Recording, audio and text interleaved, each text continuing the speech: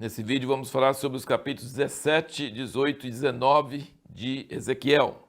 Olha o que ele fala aqui no capítulo 17, ele dá uma alegoria e depois ele dá a interpretação da alegoria. E olha a interpretação, versículo 12.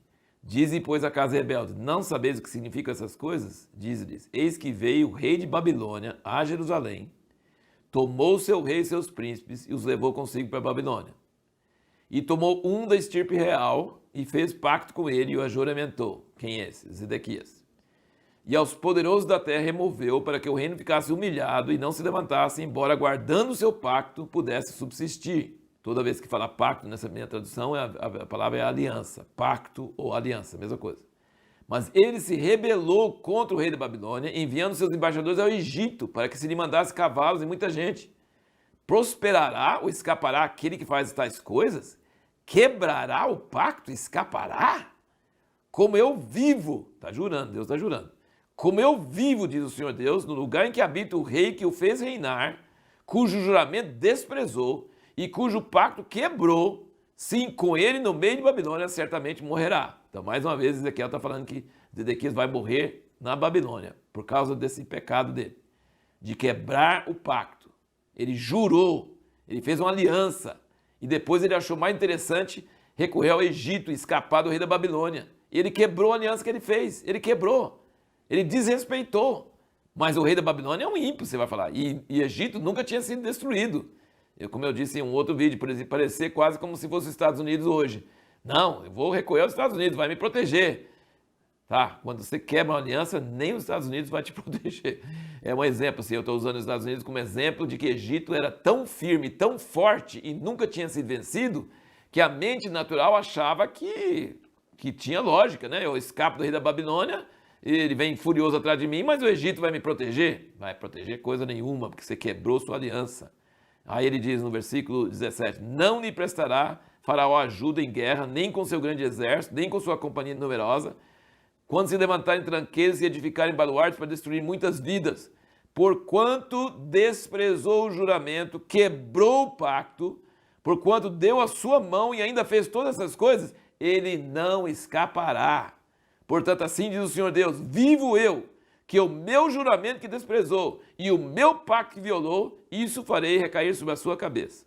Estenderei sobre ele a minha rede, ficará preso no meu laço, e o levarei à Babilônia, ali entrarei juízo com ele por causa da traição que cometeu contra mim. A pergunta nossa no último vídeo foi, por que Deus julga até quem quebra a aliança feita com um ímpio? Sabe por quê? Porque Deus é um Deus de aliança. E se você faz aliança, toda aliança, mesmo com ímpios, é feita diante de Deus. Você está jurando que você vai cumprir uma coisa. Depois você vai e quebra. Então Deus falou assim, você viu que ele falou que ele quebrou o pacto do rei da Babilônia? Depois ele fala assim, o meu pacto, né? Versículo 16 ele fala, o rei que o fez reinar, cujo juramento desprezou e cujo pacto quebrou. Aí está falando que o juramento e o pacto é do rei da Babilônia, Nabucodonosor, né? Depois aqui ele diz, o meu juramento que desprezou e o meu pacto violou. Então, qual o pacto? É de quem? É do rei da Babilônia ou de Deus? É o mesmo. Porque se você fez um pacto, se você fez um juramento, não, mas agora eu vi que tem uma vantagem melhor, acho que eu posso ir para o Egito. Mas você fez um pacto, você jurou, você usou o nome de Deus. Assim, a pessoa, não, aquela pessoa é um ímpio, eu fiz um contrato com ele, mas ele é ímpio, eu vou quebrar meu pacto com ele, vou quebrar minha palavra com ele. Não pode! Deus defende os juramentos, Deus defende as alianças, Deus defende os contratos, você precisa ser fiel à sua palavra. E aqui ele está dizendo, você está achando que o Egito vai livrar você? Vai não. Você quebrou o pacto diante de mim, você fez uma aliança diante de mim, você jurou diante de mim, e você quebrou, Egito não vai te ajudar, e você vai preso, e você vai para a Babilônia, eu vou te levar preso, você não vai ser perdoado isso aí. Então é muito importante a gente entender isso aí. No capítulo 18, tem uns versículos muito preciosos aqui. O assunto do capítulo 18 é que Deus não tem prazer na morte de ninguém, nem do pior ímpio. No versículo 23 ele diz, tenho eu algum prazer na morte do ímpio? Diz o Senhor Deus, não desejo antes que se converta dos seus caminhos e viva. Sabe o que é converter? É aquela palavra, tchuvá, que é virar.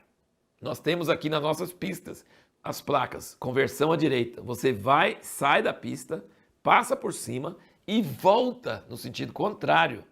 Então é isso que é a palavra chuvá. Então essa palavra, assim, o que nós temos, convertei-vos, não é converter de uma igreja para outra.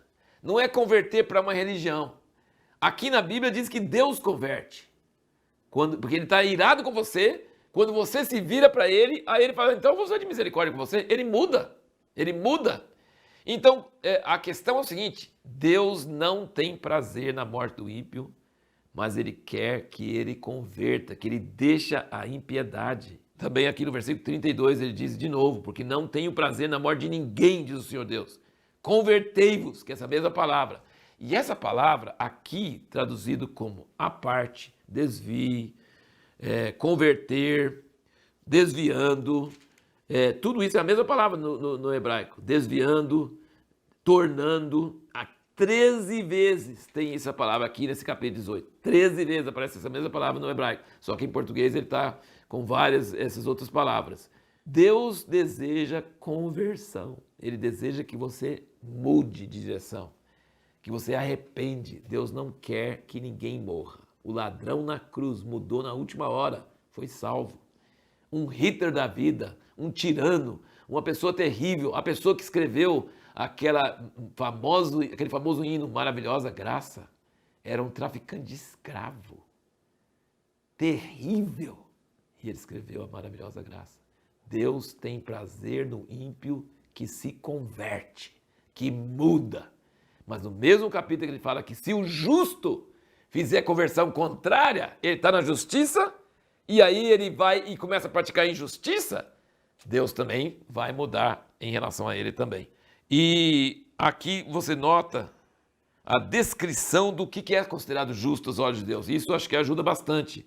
Olha nos versículos 5 aqui do capítulo 18, ele diz: sendo, pois, um homem justo, procedendo com retidão e justiça, não comendo sobre os montes, nem levantando seus olhos para os ídolos da casa de Israel, idolatria, nem contaminando a mulher de seu próximo, adultério, nem se chegando à mulher na sua separação, não oprimindo a ninguém, tornando, porém, ao devedor seu penhor, não roubando, repartindo o seu pão com o faminto, e cobrindo ao nu com vestido, não emprestando com usura, não recebendo mais do que emprestou, desviando a sua mão da injustiça, fazendo verdadeira justiça entre homem e homem, andando meus estatutos, guardando as minhas ordenanças, para proceder segundo a verdade, esse é justo, certamente viverá. Então aí tem uma grande definição do que é justiça, que não tem idolatria, não tem adultério, infidelidade, e o ajudar o pobre, o servir ao pobre, e agir de justiça com os negócios, não ter corrupção, pagar o empregado o que é justo, exercer justiça entre as pessoas. Então, isso que é uma definição bíblica do que é justiça, isso que Deus quer de nós. E no próximo vídeo vamos falar sobre qual o papel principal de um profeta.